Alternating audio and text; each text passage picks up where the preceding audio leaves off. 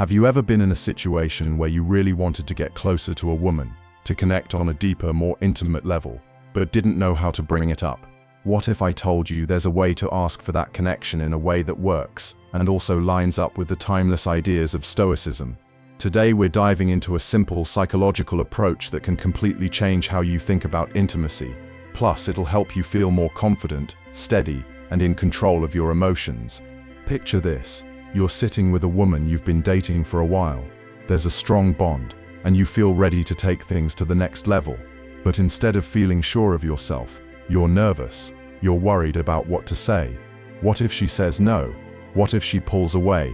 Here's the thing though, those are the wrong questions. The real question is, how can you use Stoicism to change the way the situation feels, so she not only feels comfortable, but is as interested in getting closer as you are? Stick with me for the next few minutes, and by the end of this video, you'll know how to ask for intimacy in a way that's respectful, smart, and based on Stoic philosophy. This isn't just typical dating advice. This is about mastering how to connect emotionally and psychologically in a way most guys completely miss. Hey, this is James. I'm here to help you develop a Stoic mindset to master your relationships with women and take control of your dating life. If you're ready to level up, hit that subscribe button now. So let's dive in. First up, the power of vulnerability mixed with strength. At first, this might sound like two opposites, but when you get it right, it creates an irresistible effect. Here's the thing, a lot of people think vulnerability means weakness or sharing too much, but that's not what it's about. Real vulnerability is just being your true self, open and honest about how you feel, without coming off as needy or desperate. In Stoicism, vulnerability is all about showing who you really are, while still staying in control of your emotions. When it comes to expressing intimacy, do it with calmness and clarity. For example, you could say something like, "I've really enjoyed the time we've spent together, and I feel a strong connection with you. I'd like to take things to a more intimate level, because I believe it could make our relationship even stronger." Now, why is this so effective? First, it's direct and clear. You're not playing games or tiptoeing around the subject. Second, it's respectful. You're not demanding anything or making her feel pressured. You're simply putting the idea out there for her to consider. And third, it's focused on the relationship, not just your personal desires. You're saying you believe intimacy could deepen the bond between you both. But why does balancing vulnerability with strength work so well? It taps into something we all want, a real connection. When you show vulnerability, you're signaling that you're open to forming that deeper connection. And when you combine it with strength, you're showing that you're not desperate or needy, but confident and secure in yourself. This combo is incredibly attractive because it makes her feel safe and builds trust. Women are more likely to respond positively to intimacy when they feel secure, knowing that the person they're with is emotionally available and stable. Next up is the Stoic art of patience, letting her set the pace. Patience is one of the most powerful principles of Stoicism, and in today's fast-moving world, it's a rare but highly attractive trait. When it comes to intimacy, patience is key, and it's important to let her take the lead on how things progress. But don't get me wrong, being patient doesn't mean you just sit back and do nothing. Instead, you stay engaged, present, and in tune with her feelings. In Stoicism, patience isn't about simply waiting around. It's an active process. You observe, understand, and allow things to unfold naturally, without trying to rush or force them. When it comes to intimacy, this means recognizing that everyone has their own comfort level and pace. Trying to speed things up can create unnecessary stress and discomfort for both of you. So after you've expressed your feelings about wanting to take things to the next level, the next step is to give her some space. She needs time to process and think about it. And yes, the silence that comes after can feel a bit awkward, but it's actually very important. This quiet moment gives her the chance to reflect on her own emotions, desires, and comfort level, without feeling pushed or rushed. During this time, maintain eye contact, stay relaxed, and keep your body language open. The way you sit or stand should show that you're confident and in no hurry. You're showing her that you're okay with moving at whatever pace feels comfortable for her. This shows respect and creates a space where she feels safe to express her thoughts and feelings. This type of patience is extremely powerful. It signals to her that you're not just looking for physical closeness, but that you care about building a deeper connection based on respect and understanding. When you show patience, It tells her that you truly respect her feelings and boundaries. You're not in a rush to make things happen before she's ready, and that means a lot. Plus, patience is a huge sign of emotional maturity. It shows that you have control over your desires instead of letting them control you. This kind of emotional strength is rare, and it's very attractive because it proves you can handle not just physical intimacy, but also the emotions that come with it. Now let's talk about the subtle art of suggestion. This is where the real psychological magic happens. Instead of outright asking for intimacy, you can gently plant the idea, giving her the space to think about it on her own. This taps into the power of suggestion, a quiet yet powerful psychological tool. The power of suggestion works because it allows the other person to take in the idea and make it their own. When you plant a suggestion, you're not pushing your wants onto her. Instead, you're opening up the idea for her to explore at her own pace. You could say something like, "I feel like getting closer to you would be so natural for us, don't you?" This isn't a direct ask. It's more like a soft nudge, letting her picture the intimacy herself. It's not about convincing her, but rather inviting her to consider the idea on her terms. This approach works because it respects her independence and gently encourages intimacy to feel like a natural shared step forward rather than something being pushed on her. By planting the idea in her mind, you're giving her the space to own it, which makes her more likely to embrace it. But just suggesting intimacy isn't enough. You need to nurture that idea. After you've made the suggestion, keep building emotional and physical closeness in small, thoughtful ways. Maybe you increase the little moments of affection, like holding her hand more often or giving her a warm hug. These simple gestures create a sense of comfort and connection, making intimacy feel more natural and appealing. At the same time, be mindful of her reactions. If she seems comfortable and open, build on that momentum slowly. If she's hesitant, give her more space and time. The key is to stay patient and observant, letting the idea of intimacy grow naturally, instead of pushing it forward too quickly. Next, the importance of authenticity and connection. Let's talk about something super important: being real and true to yourself. Imagine you're on a fun date with a woman you really like. You're chatting, laughing, and sharing stories. This is what being authentic is all about: being yourself and showing your true feelings. When you do this, it helps create a special bond between you and her. So what does it mean to be authentic? It means you don't pretend to be someone you're not. Think of it like looking in a mirror and saying, "This is me." When you show your real self, she can sense your sincerity, making her feel safe and comfortable enough to share her true self too. Let's say you're sitting at a table with her. You start telling a funny story from when you were a kid. Maybe it's about the time you got lost at a fair, but ended up finding the best cotton candy. As you share this story, you notice her smiling and leaning closer, excited to hear more. Why do you think that is? Because you're not just talking, you're sharing pieces of your life, and when you do that, it encourages her to open up and share her stories too. Now here's the cool thing about being real. It builds trust. When you're honest about your feelings, she can tell you're being sincere. It's like sending a signal that says, "I trust you, and I want to connect with you." This doesn't mean you have to share everything on the first date. No one wants to hear your whole life story right away, but telling a little about your life can help you both feel closer. And let's talk about being vulnerable for a moment. Some guys think showing vulnerability is a bad thing, like it makes you weak. But guess what? It actually makes you strong. When you let your guard down and show your true feelings, it shows confidence. It's like saying, "I'm proud of who I am." This is very much in line with Stoic philosophy, which teaches us that we can't control how she feels, but we can control how we act. When you're authentic, you're in charge of your own story, and that's really powerful. From a Stoic perspective, being authentic means not worrying too much about what she thinks of you. It's all about being the best version of yourself. When you are real, you show that you're comfortable with who you are, and that's super attractive. Plus, it encourages her to be her true self too. So, as you meet new women, remember to be yourself. Think about your own experiences. Have you ever felt really happy when a woman shared her true feelings with you? Or maybe you felt a little weird when someone was trying too hard to impress you. In the end, being authentic is about creating a fun and genuine connection with women. Share your stories, be open about how you feel, and encourage her to do the same. When you approach intimacy with honesty, you're not just making a connection, you're building something special that's filled with trust and respect, and that's where real friendships and relationships begin. Now let's talk about building anticipation and the power of delayed gratification. Stoicism teaches us that waiting for something can often make it more rewarding, and this applies perfectly to intimacy. When you rush things, you often lose the depth and meaning behind the moment. Delayed gratification is all about resisting the urge for an immediate reward, knowing that waiting will make it more satisfying and valuable later on. Instead of seeking instant gratification, try focusing on building anticipation. This isn't about playing hard to get or trying to manipulate things. It's about creating a deeper emotional connection. When intimacy eventually happens, it will feel more meaningful and special for both of you.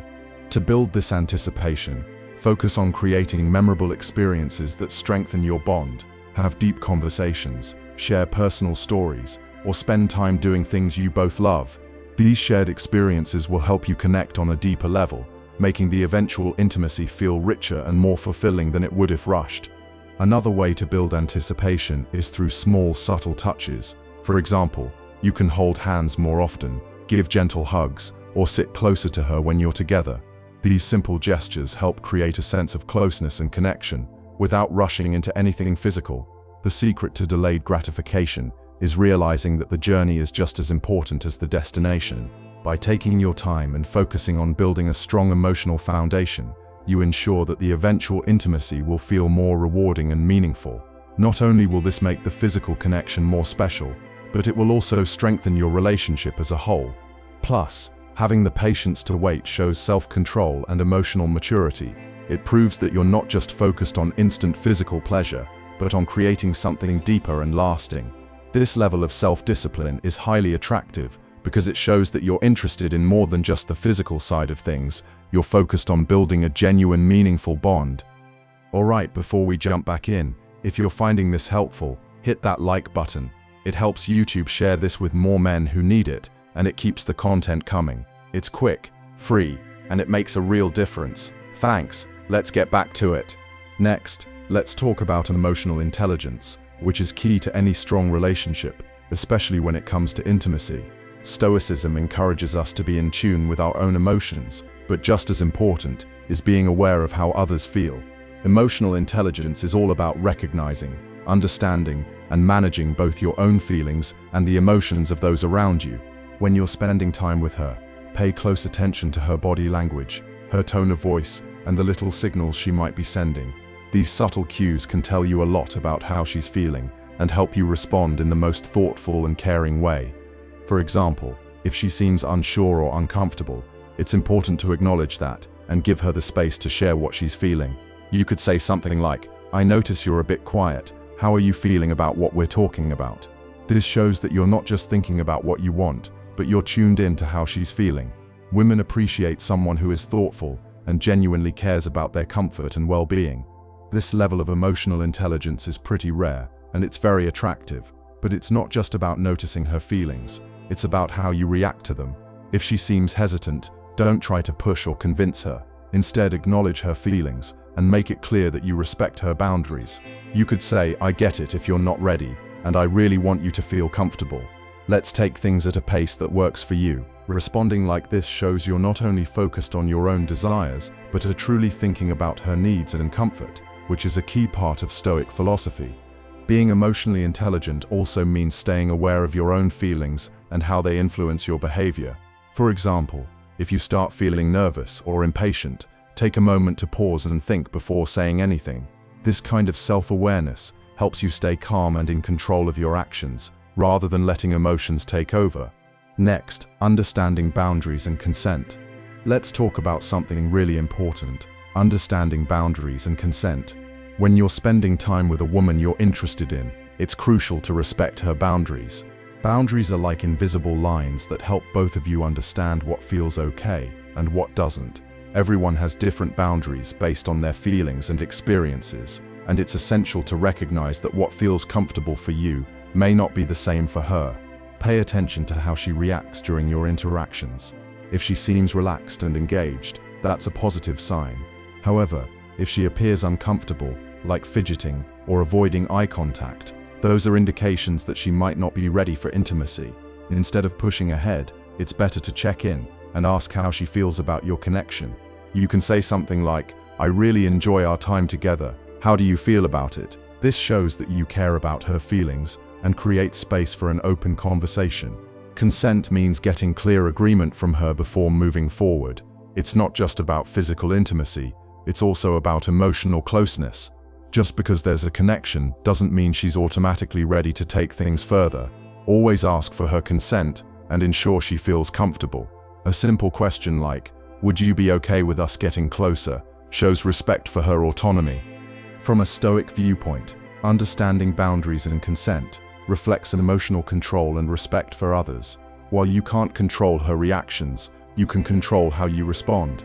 By valuing her boundaries, you demonstrate maturity and thoughtfulness, qualities that are attractive.